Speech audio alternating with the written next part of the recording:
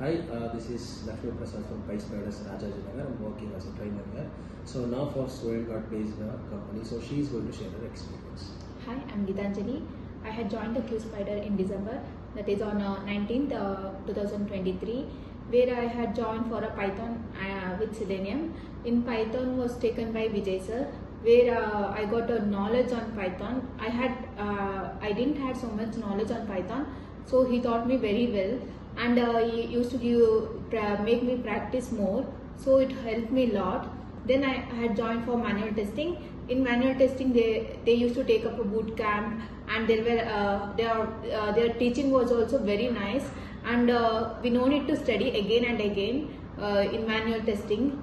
So next I was joined to SQL, where the trainer was Murali sir, and next I joined to the Selenium, and the trainer was Lakshmi Prasad sir. He was very sweet and very nice in our class. And next I was joined to APT. It was taken by Silva sir. Later I joined to API. It was taken by Jeevan sir, and I got placed in. This is all about the QSpiders and PySpiders. So which are all the activities helpful to crack interviews?